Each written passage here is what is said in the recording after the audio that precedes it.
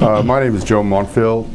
Doug, friend and colleague for many years, asked me if I would play Charlie Rose to his presentation. I won't speak as much as Charlie. Sometimes Charlie seems to be dominating every interview he does. But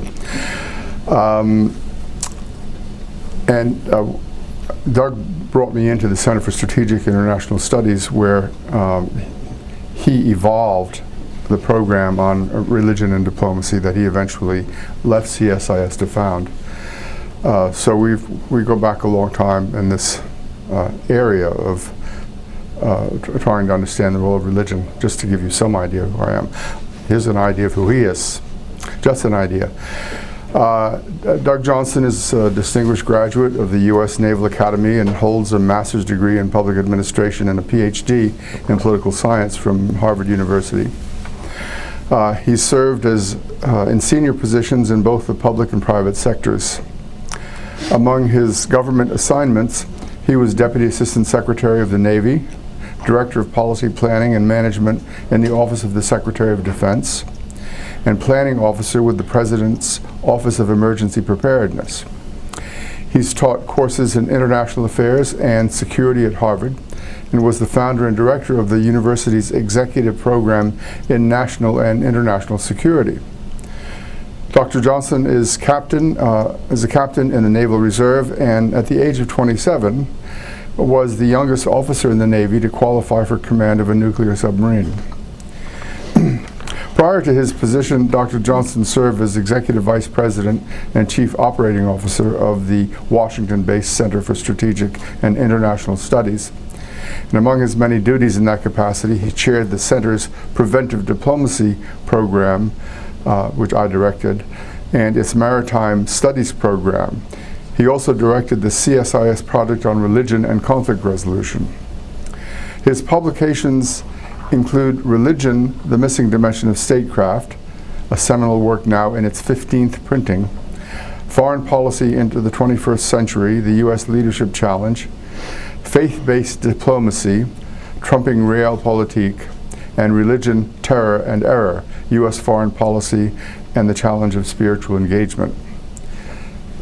Dr. Johnston's hands-on experience in the political military arena, coupled with his work in preventive diplomacy, has guided the work of ICRD, the International Center for Religion and Diplomacy, since its inception. In 2007, he received the Founding Spirit Award for Faith by the Washington Times at its 25th anniversary celebration, and in 2008, he was identified in a leading Christian journal as the father of faith-based diplomacy. So you bring a lot of credentials and experience and background to this work. I noticed in the introduction to the book, you cited a human being, a person that was an inspiration for the work, John Boyd, a U.S. Air Force colonel, whose cutting-edge thinking really inspired, in many ways, your approach towards a new definition of smart power and the integration of sensitivity to religious values in the conduct of U.S. foreign policy. And could you tell us a little about Boyd? I think, to me, having a human being rather than an abstract perception helps to launch the conversation. Good. Thank you, Joe. Thank you all for being here this afternoon. It's a great pleasure for me, and I hope for you. Colonel John Boyd was a bit of a maverick in the U.S. Air Force, and a very capable maverick, one of their better fighter pilots. And he, in trying to figure out how to achieve aerial supremacy in air-to-air combat, came up with a formula called the OODA Loop. OODA is an acronym for, it's OODA, it's observation, orientation, decision, and action. And this is something that it's almost instinctive once you buy into it. But if you slow that process down, you find that that same kind of logical flow pertains as much to politics as it does to aerial combat. And so the book is about trying to characterize what we're about in the world today as we're wrestling with problems of religious extremism and the like. You know, what kind of an approach can we take? And this sort of informs the entire book. The book itself is really a how-to book on 3 counts. First is how to incorporate religious considerations into the practice of U.S. foreign policy. Now, Joe mentioned an earlier book in 1994 called Religion, the Missing Dimension of Statecraft, and in there we challenged the U.S. Foreign Service to close this, the gap, if you will, in our foreign policy in its total neglect of factors like religion. And when I would give talks at the State Department or to groups of ambassadors and the like, to their credit, they didn't get defensive. They said, "You're right, we have a blind spot." Well, here we are 15 years later, and we still have the blind spot. So that's why much of this book is dedicated to trying to explain how one can incorporate these factors, because one either has one of 2 conclusions. If after 15 years nothing has been done, it's either they don't want to do it or they don't know how to do it. So giving them the benefit of the doubt, this shows how to do it. And it calls for a number of different things in relation to the State Department, how it's structured and what kinds of positions they ought to have. The second how-to has to do with the fact that our practice of international relations has been dominated by the rational actor model of decision-making for as long as I can remember.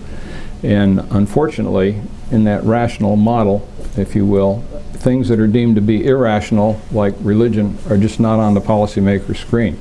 So here we are in a situation where religious imperatives permeate today's geopolitical landscape. We sit here as one of the more religious countries on the face of the planet, and we're totally at sea and not knowing what to do about these imperatives.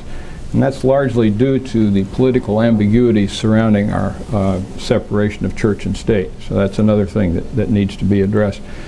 And what the book does is it points toward a process, this OODA Loop process, if you will, as a way to not only accommodate non-state actors, but to accommodate allegedly non-rational factors like religion.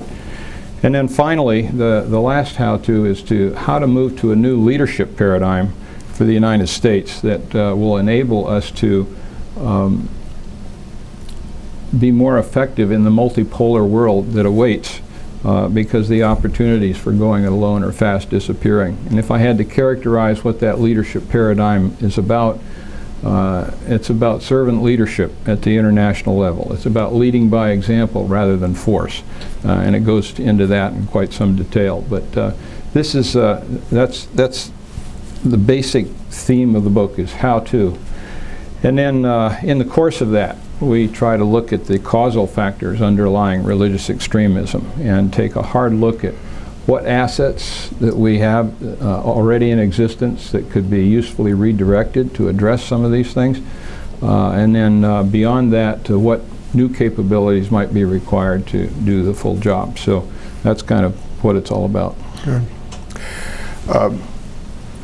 At the International Center for Religion and Diplomacy, you've been running a program on Madrasa reform in Pakistan that I have admired enormously for its success, and it's an application of this concept of knowing who you're working with and showing some respect, respecting spiritual traditions, religious values. And I came in to focus more on shared religious values from the political psychology field, where it was clear that there were certain basic needs of human beings for a sense of respect and value, and every human being has these needs. And it discovered rather late in life that the prophets in Judaism, Christianity, and Islam, at the minimum, were trying to teach that in terms of the preciousness of each person in the eyes of God and the religious ethic. Can you give us some examples of how Pakistani Muslims have responded to the Madrasa program? Mm-hmm. I certainly can, and in fact, in terms of, this is something that falls in that category of new capabilities that we think are needed, and the capability I'm talking about here is aiding and abetting a process that we term organic suasion, and really that's about promoting peace from within, in which the so-called moderates, if you will, end up marginalizing the extremists, and I think our project work in Pakistan over the past 8 years is a pretty good example of that. We've been on the ground there working with the Madrasa leaders, these are religious schools, to expand their curriculums to include the physical and social sciences with a very strong emphasis on human rights, particularly women's rights, and religious tolerance. And then secondly, to transform the pedagogy to create critical thinking skills among the students. Now, if you are just prone to getting your views of madrasas from reading the media, well, all you conclude is that these are just seed beds of terrorism with a caveman mentality. And let me assure you, it's not that at all.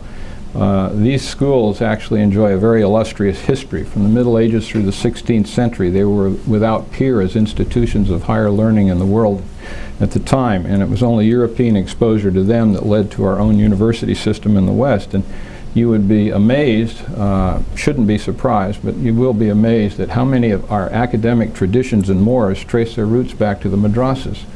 From the mortar boards and tassels you wear at graduation to funding a chair in a given discipline, they were the model, and we've been emulating it. Unfortunately, under the influence of British colonialism and out of a fear of losing their Muslim identity, they purged themselves of all subjects that were deemed to be either secular or Western in nature, to the point where the most of them today are about rote memorization of the Quran and the study of Islamic principles. Well, those have been our goals, and thus far, to date, we've engaged some 2,700 madrasa leaders from 1,611 different madrasas, most of these being in the more radical areas of Pakistan. And why we're succeeding with this where no one else has succeeded before, including the government of Pakistan, there are several reasons. First is ownership.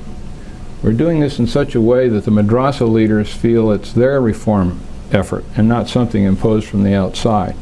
And just to give, bring life to what I just said about the business of madrasa not just being seedbeds of terrorism, I'd like to read you a paragraph. This is the lead paragraph of the teacher awareness model from our workshops. This was crafted by a madrasa leader. And I quote, it says, "I have come to a frightening conclusion that I am the decisive element in the classroom. My personal approach creates the climate. My daily mood makes the weather. As a teacher, I have a tremendous power to make a child's life miserable or joyous. I can be a tool of torture or an instrument of inspiration. I can humiliate or humor, hurt or heal. In all situations, it's my response that decides whether a crisis will be escalated or de-escalated, and a child humanized or dehumanized." That's from a madrasa leader. I couldn't do as well myself. It's the kind of thing that I believe anybody who's going to teach anybody in the world anything about whatever ought to read that paragraph. So ownership. They have a significant ownership in the reform process itself. Second is inspiring them with their own heritage, not of their own, just of their own institutions, but something that's been near and dear to Joe's heart for a long time, but going back to the early days of Islam, where many of the pioneering breakthroughs in the arts and sciences, including religious tolerance, took place under Islam, at a time when Christianity was woefully intolerant, if you will. The more they hear this and internalize it, the taller they walk and start thinking, hey, maybe we can do better as well. Thirdly, and I think this is most important of all, and I really applaud our project director, Ozzy Hussein, who really puts all this together, but we ground all suggested change in Islamic principles so that they can feel that they're becoming better Muslims in the process. And in fact, they are. And then the final thing is not something we talk about much, but it's very disarming when I do, and that is the fact that we operate from a posture of humility driven by our awareness of the extent to which the United States was complicit in planting the seeds of jihad in the madrasas in the first place. You know, we were trying to grow holy warriors to evict the godless Soviets out of Afghanistan. Well, the Soviets left, then we left, and we come back, and they're doing what we've trained them to do. They've just changed targets. So this begets humility. And what all of this is about, if you had to encapsulate it in one small statement, is respectful engagement. And that's important. You hear a lot about, you hear this word tolerance thrown around a lot. That doesn't get you very far. Tolerance means I'm willing to put up with you. But if you can take that one step further to respect, which means I care enough about you to understand the values that are important to you, then all things become possible. And I would like us, frankly, as the United States, to show a lot more sensitivity to that aspect of things, because we tend to believe our own press from time to time, and we get a bit arrogant as a result.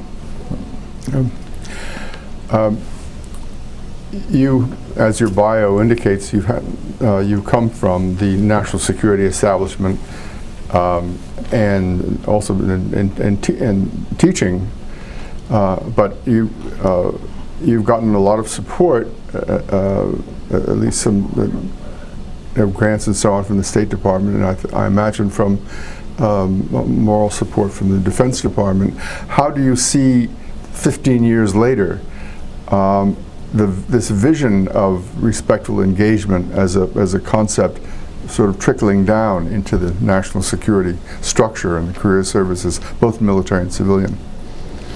Well, it's a very good question. One assumption that needs to be tweaked a bit, though, is the fact that we have had very little funding from the U.S. government, and it's only been of late. Very early on, government was not supportive of what we were doing, and in fact that was just fine, because from our point of view it was better if we were getting our funding from private sources, because of the incredible sensitivities involved, and there's a lot of danger to it as well. So, I must say, for the last 5 years, the U.S. Embassy in Islamabad was giving a thumbs down on our work. You know, and it's very difficult to get funding for work that your own embassy doesn't support you in. We never could quite figure out exactly what the problem was, whether it was church-state separation or just the toxic dimension of talking about madrasas. People are afraid of them. Never quite figured it out, but not too many months ago, maybe 3/4 of a year ago, a contingent came over from State Department and said, we want to sit down and develop our strategy around your work. Well, as with my ICRD hat on, I thought, that's great. With my taxpayers hat on, I was appalled to think of all the billions being spent and the thousands of people being involved, and the only thing they could really point to that was making a difference was what 3 of us back here and 2 indigenous partners in Pakistan were doing. And now it makes sense to build a strategy around that work. What we're doing in Pakistan is more strategic than anything else that's taking place either on or off the battlefield, because we're dealing with the ideas behind the guns. When you bomb people, it creates more terrorists. You know, the cycle of revenge takes hold.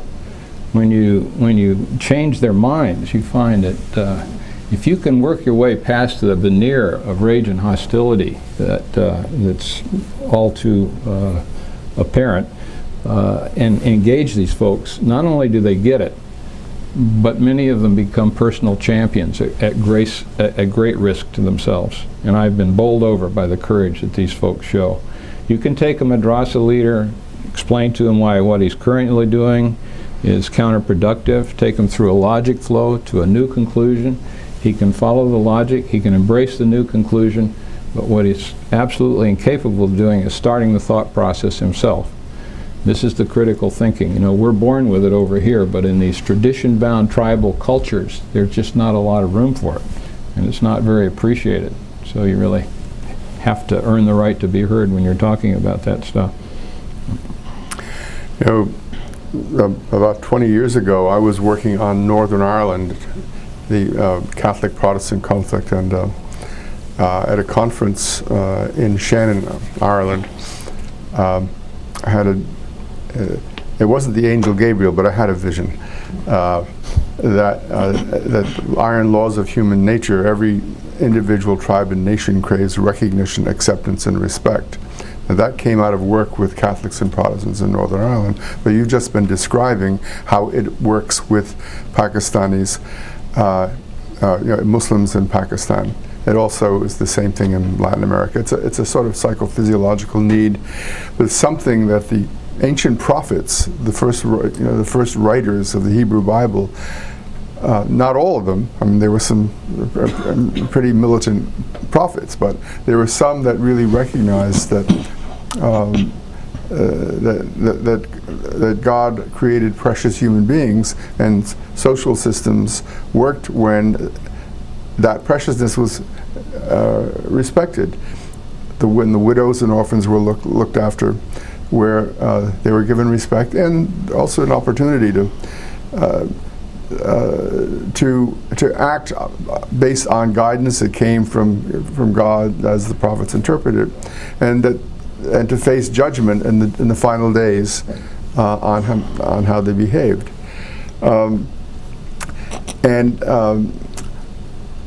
I wanted to. There's another story that you've told that I'm always fascinated about, and that was how you saved the life of a young woman who of the family council or village council had decided to kill in traditional tribal rules, and how you went about that. Well, that's a real exaggeration, Joe. I can't take credit for saving her life, but what happened was, after one of our workshops, a Madrasa leader came up and talked about a situation in his village in which a young lady had been caught talking on the cell phone her cell phone at 2 in the morning with a young man in another village in whom she had an interest, and the village elders felt this violated their code of honor, and so they decided that she was to die and the young man was to lose his nose and his ears. And this Madrasa leader, who was rather young, came up and said that because of the human rights discussions we'd had in the workshop, he felt compelled to go back and challenge this on religious grounds. And so he did so with some trepidation.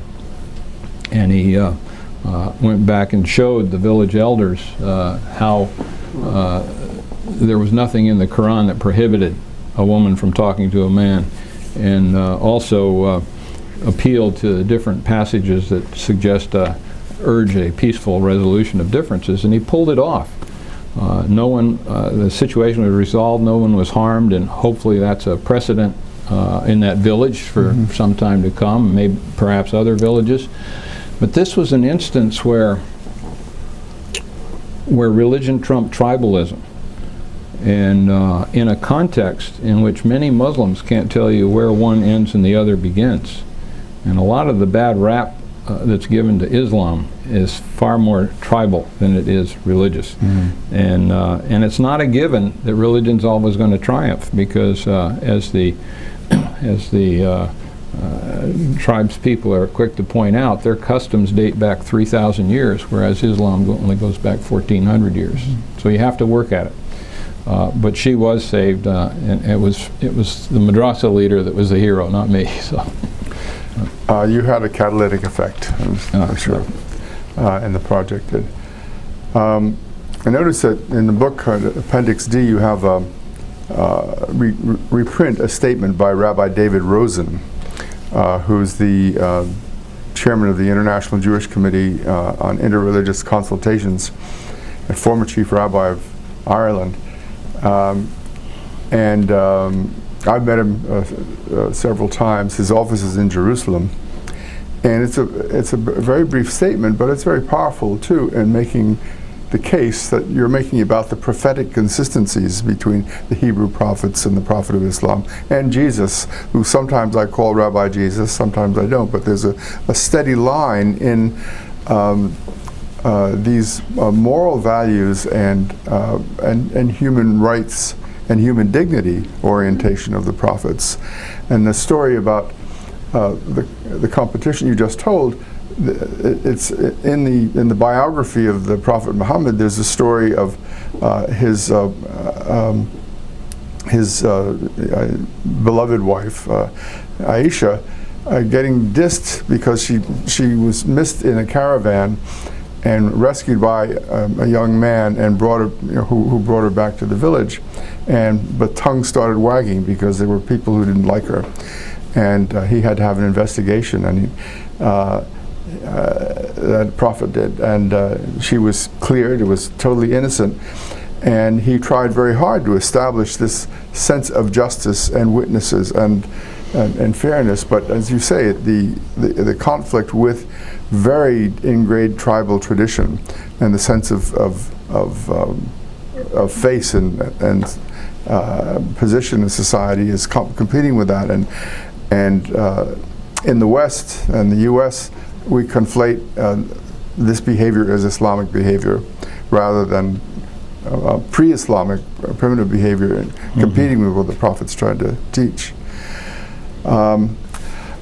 When your visitors from the State Department, I was in the State Department, it's my culture, I've been out since I retired in '88. When they came to talk to you and say, we would like to build a program around what you've been doing in Pakistan, which is really a metaphor for what we need to be doing in the entire Muslim majority world. How did they describe their transformation, or did they have an epiphany? And did you get the sense that that change of policy was rooted in the State Department? It was less an epiphany than it was a change of personnel, basically. When the ambassador changed, there was a new openness, and people did see how strategic this was. And the buzzword in state now is countering violent extremism, for example. Yeah. And we're in there interacting with some of the so-called extremists, if you will, and turning them around. And that's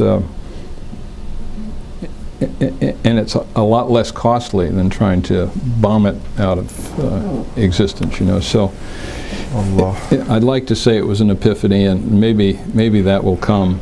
It's still a hard sell at State Department. I might say, though, there's been some signs of progress that are encouraging. The White House and State Department have now sponsored a working group on religion and foreign policy with a number of different subgroups, and we're included in the core group and one of the subgroups. And it's yet to be determined how this is going to impact policy. We have a very major long meeting coming up tomorrow, in fact. And it's good to be a part of this, but quite honestly, we're still at the Band-Aid stage. This does not get to any of the kind of structural changes that are suggested in the book here, so that your State Department personnel, Foreign Service officers are considering on a daily basis what the ramifications are of the particular religious factors that are at play in the situations they're in. So this is progress, though. I mean, I felt like we've been a voice in the wilderness for 15 years, and now it's finally starting to result in something. So we all have. By the way, I would just say one thing too. What Joe was hinting there was all of these major world religions, at their core, they're all about neighborly concern and the betterment of humanity and one's relationship with one's creator, if the religion has a creator concept. And it's our duty, every one of us, to call our religions back to those roots, what those values are. Unfortunately, religion is a bit weak because it's too easily co-opted by power politics. And this is what you see in conflicts like in the Balkans and elsewhere, where religion gets co-opted, it becomes a mobilizing vehicle, a badge of identity. It's almost never the cause. A lot of people think that if religion's involved, it must be the cause, but it's not. The one that comes closest is probably the Middle East, where you have competing religious claims for the same piece of territory. But otherwise, we're just not supporting the fundamental tenets of our faith as strongly as we should be. And in that quotation from Rabbi David Rosen, he points out how almost identical Jewish religion's law, halakha, and Muslim law, sharia, are. And of course, it's really a collection of interpretations over the ages. But the sort of the Islamophobia campaigns in this country, one of the themes is to ban Sharia law and acceptability in state courts, and several state legislatures have been harangued and bombarded with draft laws. And just last week, an attempt to diss Sharia in the state of Florida was halted because religious Jewish courts were worried that this application of this theme was going to undermine the authority of Jewish courts when religious Jews in family matters decided to go to a rabbi or a Beit Din. Right. And it's kind of a sweet form of revenge, where halakha comes to the rescue of Sharia against some very, very unpleasant people who are trying to institutionalize prejudice and so on. I wonder if this is a good time to invite some questions from the floor. It would be. I'd just like to make one comment in response to what you said, Joe. I mentioned before, in addressing the causal factors, we have certain assets that could be redirected to help address the problem. Foremost among those existing assets, you got military chaplains, you got NGOs, but you also have the American Muslim community. And that community is the greatest strategic asset that the United States has in its global contest with militant Islam. And in recognition of that, back in 2006, our center partnered with the International Institute of Islamic Thought in Herndon and with IDA, the Institute for Defense Analysis, which is the Pentagon's leading think tank, to mount a conference. Okay, and the conference would address, not only were we not recognizing the strategic asset the community was, but we were unwittingly alienating it over time with our onerous customs procedures and the like. So we brought 30 U.S. government officials together with 30 American Muslim leaders, and the whole goal was to see how can we start working together for the common good. And there were 4 specific objectives, but one of those objectives was how can we inform U.S. foreign policy and public diplomacy with a Muslim perspective, in reaction to that, in response to that, we started a year ago, we've started holding a policy forum on Capitol Hill.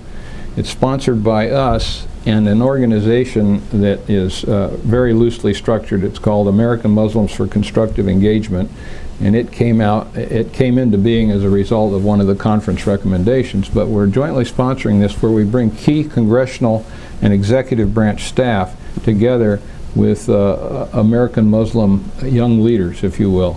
And we discuss issues that are going to have great bearing on our U.S. Relations with Muslim countries overseas. And this extends from Palestinian statehood to Pakistan to Bahrain to you name it. And these are really, and the whole idea is to give the Washington policymaking community a more nuanced understanding of Islam. And from all indicators, it's really working. I mean, last time we had 9 people from state made the trek all the way to Capitol Hill to participate in the meeting. So it's catching, and I think it's really doing some of what you're talking about, Joe. Good. Who would like to start? In the back? Please identify yourself. Meyer Cord, World Docs. You spoke of turning, when you spoke of turning violent extremists, I'm assuming you were talking about Muslims, but what about the violent extremists on our own side? We are, after all, the largest employer of violence in the world and have been for quite some time. Maybe if we were less prone to use violence, so would our opponents be. Do you direct your efforts at all towards our own extremists? Well, certainly do, in the sense of what I mentioned at the outset. One of the the goals of the book was to move to a new leadership paradigm where we lead by example rather than force. But you put your finger on something that's very important. and Joe and I were just talking before this began about how the Special Forces Command is starting to think in very different terms about how to win the respect, if you will, of those with whom they have to interact, rather than incurring their wrath and ire for deeds that we've done. So there is no innocence to be found anywhere in all of this business. But and one of the early chapters of the book is devoted to the West's view of Islam and what's driven that over time, and Islam's view of the West. You know, so you get an understanding of where both sides are coming from, and there's just an awful lot of history, and but there's also much to think about with respect to how religion, which has not been on the table for us in the past, can be a real key to coming to grips with a lot of the problems, including the one you've just been talking about. Yes. Yeah. Thank you.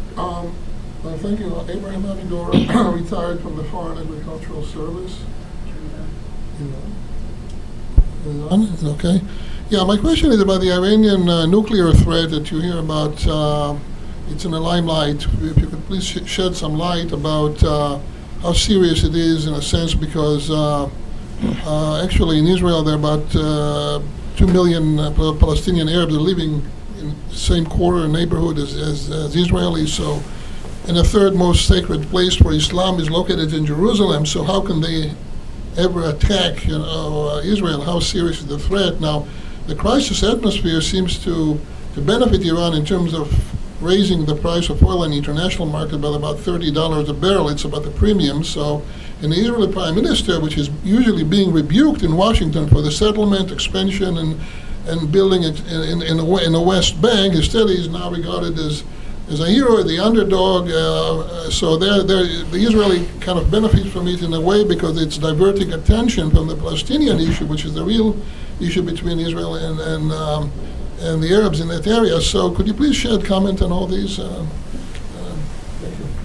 Sure, I would be happy to. In 2003, I had the pleasure of being part of an Abrahamic delegation that visited Iran. It was under the leadership of Cardinal Ted McCarrick, who was then Archbishop of Washington. It was Abrahamic because of the 9 of us, there were Muslims, Christians, and Jews.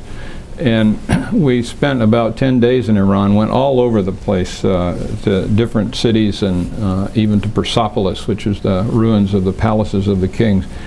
But it was amazing. We engaged with grand ayatollahs. We engaged with most everyone in government except the spiritual leader, and it was really eye-opening. I came away with huge respect for the country of Iran.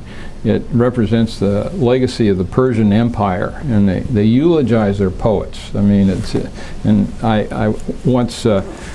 2 years later, I raised the money to get a comparable Iranian delegation come over here, and I mentioned to the head of the Academy of Sciences the fact that I thought that all Iranians were poets at heart, and he looked at me and said, "From birth." and that's really true. And also, the other thing that gets directly to your point that nobody gives any consideration to, but in Iran, there are probably more philosophers per square hectare than any other place on the earth. And philosophers love life. They are not suicidal, you know. And at one point, it was in the context of, it's included in this book, but it came out in an hour-long NPR interview we had, and it's what Iranians would like Americans to know about Iran. It goes through a whole host of things about how supportive they were after 9/11, all these sorts of things. How they haven't been the aggressor overtly for the last 200 years. How they chose not to engage weapons of mass destruction in their conflict with Iraq when Iraq was using poison gas. They have Ayatollah Khomeini, when he came into power, issued a fatwa outlawing weapons of mass destruction because of their indiscriminate nature, and therefore they were un-Islamic. His successor, Ayatollah Khomeini, has issued a similar fatwa, and it was just the subject of some press a little bit ago. I had the opportunity a couple of years ago to be meeting with the former head of the of Saudi intelligence, headed it for 25 years, and Prince Turkey Al Faisal, and he was our ambassador here in the United States for a while. But he said that he thought that that Khomeini's initial fatwa was very genuine and heartfelt. He had some doubts about the current one. But the fact is, they do talk about this, and if I were to put on an Iranian hat and I looked around the neighborhood and saw that all my neighbors had nuclear weapons, you know, I would instinctively want them for deterrence, if nothing else. I don't think they're going to go that far. I think what they're striving to do, particularly with these religious constraints, is to get to the point where they have the ability to do so quickly if they need to. But I think there's the whole idea that just because Ahmadinejad has been making these pronouncements about Israel, I think far too much attention has been paid to that. His influence is a lot weaker than people might think.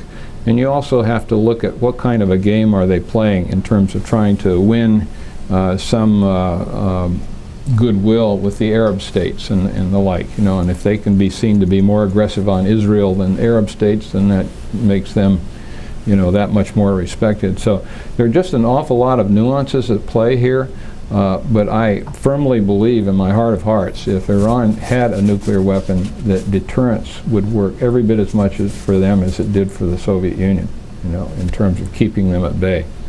I do not believe that whatever they do would justify us attacking that country. The unintended consequences that would flow from that are just legion, and I think perhaps life-changing for everybody on the planet if we're not pretty careful. The Iranians are pretty clever too. You know, we've for some time now we would put drones around their periphery trying to get them to energize their radar so we'd know where we could bomb them when we went in. And they don't energize their radar. They just sit back and laugh and they say, you know, you guys forget that you trained half of us. We know what you're up to. And the irony to me is that the one Muslim country in the world that we're most likely to bomb next is the one where there is really widespread affection for Americans, and not just among the youth. I mean, it goes all the way up the ladder, and those are intangibles that I think should not be neglected in this total calculation of what to do about this. This is another intangible I just read this morning in the Daily Forward. It's online newspaper. A campaign started, social media campaign started in Israel a few days ago. Facebook and other messages to Iran and Iranians. Some Israelis started designing posters that said, Iran, we won't bomb you, we heart you. And it's gotten a tremendous response from Iranians also, back and forth, and there hasn't been any attempt to cut off the Facebook communication. There is something in the air about ordinary grassroots mobilization of saying this is, you know, preparing for Armageddon is not exactly how they want to spend their time. So Yeah. Is there, Peter had a question? Yeah, Peter Kovac, retired State Department. I have a comment and then a question. The comment is that I'm proud to say that I am a teacher of a program that USAID sponsors called Programming in Religious Contexts, and the State Department at their Foreign Service Institute has just started a similar program that's trying to deal with this sort of overly rational environment that we both institutionally and often individually bring to our work. But secondly, to point out a set of regulations that were promulgated during the Bush administration that make it quite clear that if you are engaging religious leaders and communities in pursuit of a secular policy goal, it is quite legitimate. And so there is a kind of a slow breakthrough. My question is, I want to draw you out, Doug, a little bit on your work in Pakistan and the intra-Muslim aspect of it. You came in, and I remember you telling me or reading at one point that you expected only the more, I guess, liberal, the Brelvi madrasas to come aboard at first. And then at the end, all 5 major confederations came aboard with your work. And if you could talk a little bit about that and about the interaction of the groups in the training. Yeah, there are 5 sects, if you will, that sponsor these religious schools. The madrasas in Pakistan, Barelvi, which is the largest and known to be very peaceful, loving. Then the 2 hardest line are the Deobandi, from which the Taliban sprang, and the Wahhabi, or Ali Hadith as it's called, which is where Al-Qaeda has sprung from. And the others are Shia, and then Jamaat Islami, which is close to Deobandi. When we first started out, the way this happened, it was totally circumstantial. I was briefing a friend of mine who was the head of the Institute for Policy Studies in Islamabad on work we were doing in Kashmir. And during the course of that, he commented about a major study they had just done on the madrasas in Pakistan. And I showed a lot of interest, so on my way out the door, he said, "How would you like to partner with us in reforming the madrasas?" And I said, "Would I?" and so then, of course, partnering with them meant I had to raise all the money, which took me about a year to get started. I mean, to get enough to do something. And after a year and a half of partnering with them, we eventually had an amicable parting of the ways, because their institute was identified with Jamaat Islami, and Jamaat Islami's agenda is largely anti-Western. There's nothing positive I see there. It's all negative. And I was getting a bit concerned, because we were there in a somewhat of a covert capacity, not identified with our center so much as sort of being friends from Karachi, as our Pakistan project director was described. Sort of we were kind of controlling the substance and doing what we thought was a lot of good, except we were only, because of this partnership, we were only reaching the moderate madrasas. And we weren't getting any credit for America in the process. The anti-US rhetoric was not toning down a bit. So we had this parting of the ways, and we quickly got partners from Deobandi and the Wahhabi sects. And with the 2 of them, they were very bold. And again, this is the courage that I find so amazing. But they were very bold. They said, "We want to be identified as with an American enterprise. Otherwise, the only stereotypical image they have over there of America is all negative, and it just leads to more violence. So we want to show the better face." Well, we went through a lot of very difficult times, a lot of dangerous moments along the way, but that's when we really started spreading, and we found that when we got the more radical the area, it seemed like the more responsive they were to what we were talking about. And so, as you suggest, Peter, it was a kind of an evolutionary sort of thing, but all 5 sects have bought in a very big way. And we went out of our way. In 2004, President Musharraf came out with an edict that he wanted no foreigners messing around with madrasas. Since we were messing around big time, we decided to keep an arm's length relationship with the government. And it was only when we became aware that the government of Pakistan was learning about what we were doing that we started a courtship. And so we got in the good graces of the government, but we also got in the good graces of the National Madrasa Oversight Board. And we invited them to this country, and we took them around the State Department, to the Congress, to universities, to think tanks, but to look at Islamic education in America. And that was a transformational time. It was about a week, and they went back very, very changed. And we're working very closely with them now. And it's so interesting to see that, you know, they get the spirit, they get the concept, and they really want to move with it, but they have to be very careful lest they lose their constituent base in the process. And many of them feel very threatened from time to time by those constituents. So it's a real balancing act, basically. It's time for one last question in the back. Thank you. My name is Jack Hinman, State Department also. Actually, I wish my son were here. He's the chief of the political section of the embassy in Jordan. And he went to West Point, and actually he's a lieutenant colonel in the Army Reserve. But I had a point and a question that you might be interested in. There are conferences every so often by Tikkun, by Michael Lerner, people like that, liberal religious people. And one of the things they're always pointing out is that there's a whole section of the Democratic Party intelligentsia that really thinks anybody's religious is stupid and is very, very secular. And that might be why they have some trouble getting engaged in the religious area. It might have been slower than you know, it might have been slower than they should have been. But there was a presentation at the Tocqueville Forum in Georgetown a month or so ago by Robert Riley. I don't know if you're familiar. It's a foreign service officer, and it's called "The Closing of the Muslim Mind" and about intellectual suicide.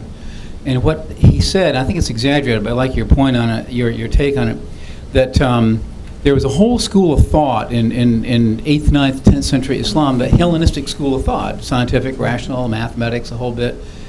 And it was called I could ask the question better if I'd read the book, but the Maseltoffs or the Misalt, there's a word for them, they're very familiar in the Muslim world. And the decision went against them, supposedly, in the general development of Islamic thought.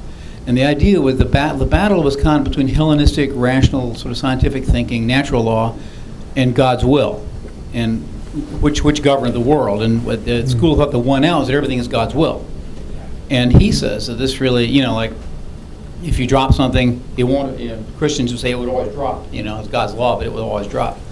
And he was saying in the Islamic world that's not quite as true, and that kind of thinking can get people in trouble. And I was just wondering if you have had, if that, how big a factor, I mean, it sounded like an interesting point, but how big a factor is that, Riley's point, and what you've encountered? Well, I haven't seen that, so I'm not terribly conversational about it, but I will say this. To some extent, we talk past one another. When we in the West use the word secular, Muslims hear godless, when what was intended here in the United States is like freedom to worship as you please. And what this points to is that there's a very real difference in definition between secular in Europe and secular in the United States. And it all has to do with history, because when our forefathers came over here, coming from England, as most of them did, you know, England had made the transition from an absolute to constitutional monarchy with religion intact. So when our founding fathers came over, they leaned very heavily on their religion in conducting this American experiment. Well, then a few years later, in 1789, in the French Revolution, there the church, Catholic Church, was seen to be complicit with the monarchy, you know, the divine right of kings and all the ills that flowed from that. So they instead of an Edmund Burke approach, they used a Jean-Jacques Rousseau approach, throwing the baby out with the bathwater. They purposely purged religion to make way for secular humanism. And that's why you see such a dramatic difference. Well, with respect to your specific question, maybe 6 years ago, we had 6 guests over from Kashmir and Sudan. They were all high-level people. 5 of them were Muslims. Had them over here to the National Prayer Breakfast in the several days of activities surrounding it. And to a person, every one of the Muslims said, "We had no idea at the degree to which your religious faith underpins your democratic process, and we feel much closer as a result." So you know, when you talk about faith-based diplomacy, it can take many, many forms. But I remember our first project was in Sudan, and I remember just in the simplest form, in the realpolitik kinds of discussions with the first vice president who ran the country or the foreign minister, you know, it's just looking for that opportunity to make a helpful reference to the Quran or how the prophet might have dealt with it or how Jesus might have dealt with it. And they opened up every time. I've never seen it not happen. They opened up because this is what they like to think they're about, trying to integrate their religious values into their daily walk. So when we compartmentalize as we do, it makes it very difficult to bridge that gap. And what we're talking about is, okay, we're not saying you have to become religious. We're just saying don't use our separation of church and state as a crutch for not doing your homework to understand how religion informs the worldviews and political aspirations of others. You need to know enough about it to deal with it, basically. So. I think our time has come to wrap up. This, from my view, has been a very rich session and with a great audience. Thank you for coming, and look for yourselves and us on TV someplace. Thank you, Joe. Bye. Thank you.